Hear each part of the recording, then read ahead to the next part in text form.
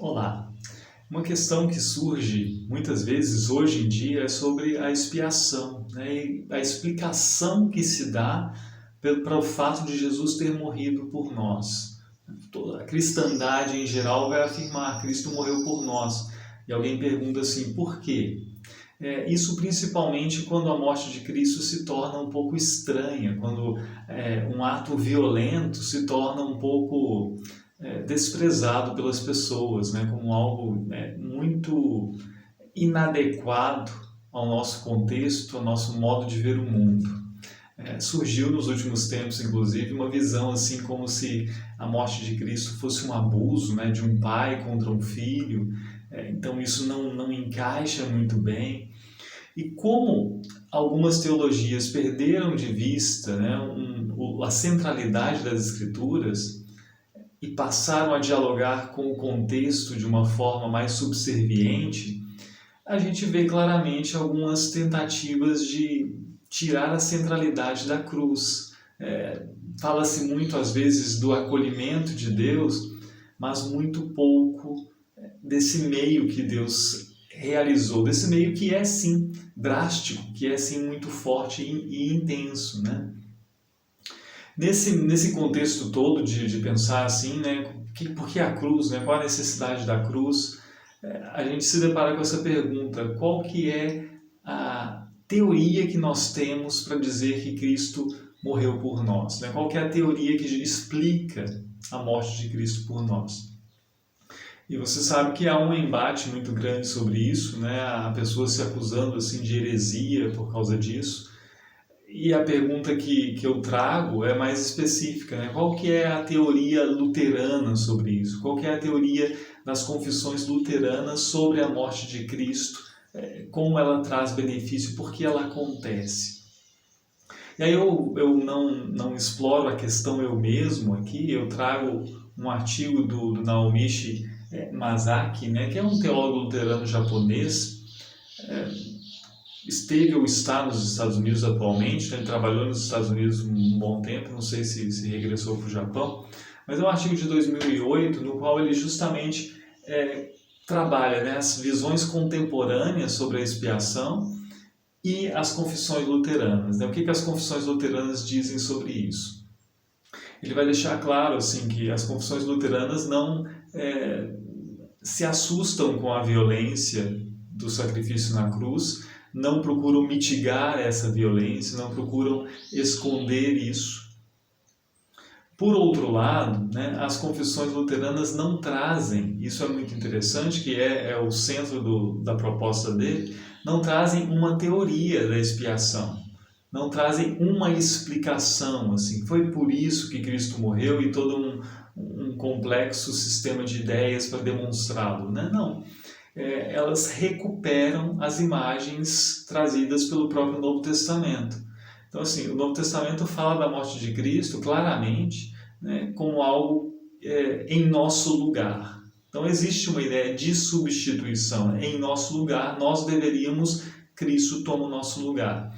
Uma ideia de favorecimento, né, em nosso favor.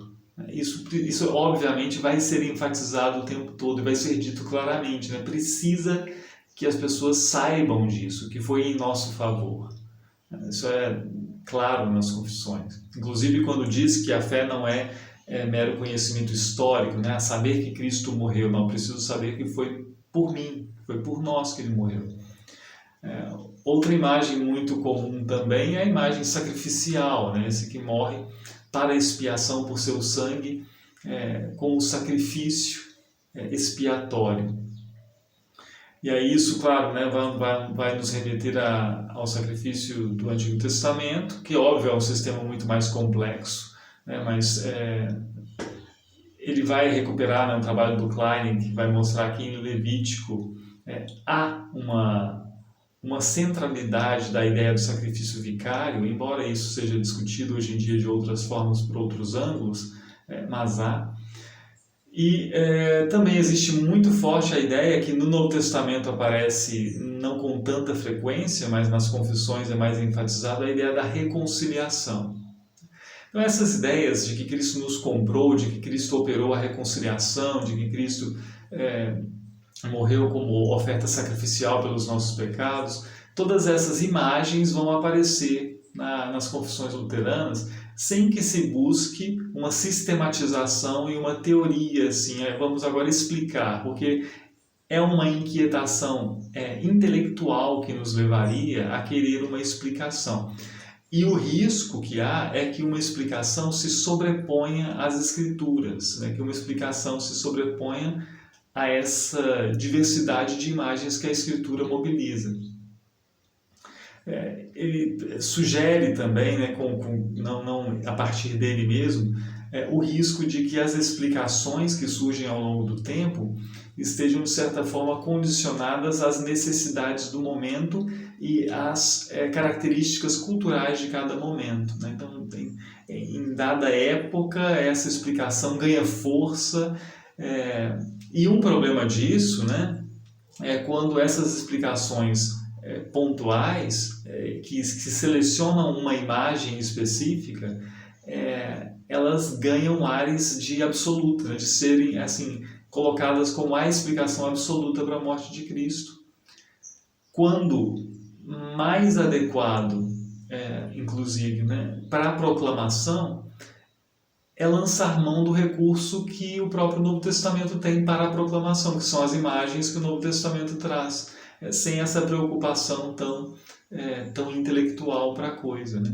Outra coisa muito interessante que o Masaki traz é a percepção de que nas confissões luteranas não há uma teoria da expiação, e a própria imagem da expiação, as próprias imagens da expiação, a afirmação de que isso aconteceu, não é algo isolado da vida da igreja como um todo, da realidade teológica maior, não é um item que se possa tirar do conjunto, né?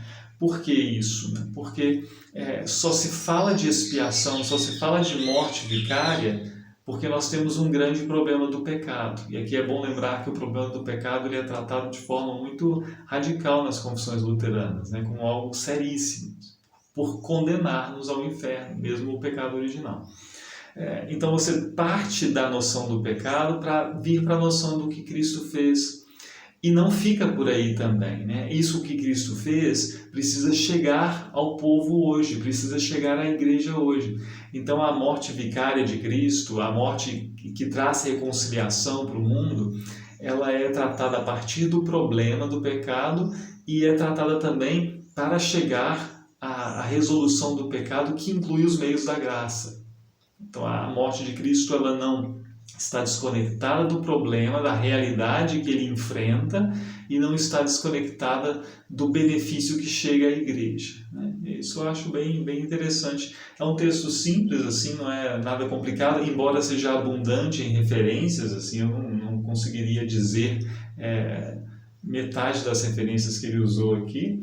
Inclusive quando ele trabalha nessa diversidade atual sobre o tema, que é algo difícil porque a diversidade é tanta, né? Ele consegue fazer isso de forma bem organizada, e consegue também explorar as confissões de forma bem suficiente, né? Bem suficiente e embora seja um texto curto, né, não fica muito restrito assim, ele explora o conjunto dos textos de forma satisfatória. É isso que eu queria comentar com vocês, né? Acho que para alguns pode ser um pouquinho novidade. Eu deixo o link para o artigo, está em inglês, né, mas está disponível gratuitamente. Eu deixo o link então para esse artigo, se alguém tiver interesse, né? É isso, bênção de Deus e até a próxima.